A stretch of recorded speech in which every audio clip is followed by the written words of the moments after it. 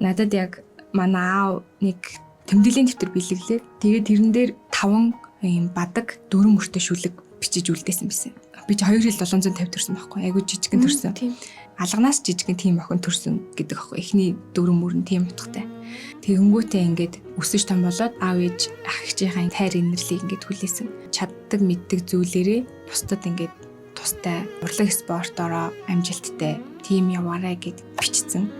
Тэгэнгүүтээ үн мөнх ингээд жаргалтай амьдралын маань ингээд аз жаргалтай байлгах тим нэг мөртөө. Тэгээд аав ээж ах ээж чинь бүгдээрээ ингээд чам тайртай шүү гэд яг тим ингээд утгатай юм шүлэг ингээд бичиж үлдээжсэн байхгүй. Тэгэл ингээд уншингууд бүр яг миний амьдралыг өрөөгөөд амар гоё ингээд бичигтэй хүн байсан байхгүй. Наа дарамлтаад ингээд өсөн ингээд бичдэг. Аавас үлдсэн ганц гоё нандин зүйл яг тэр. Хаяж хэцүүтэй уншаал байлаа. Юу ч тохиолдож болно гэдгийг амар ойлгосон. Маргааш ч юу тохиолдож болно. Харамсахгүй л байх хэрэгтэй.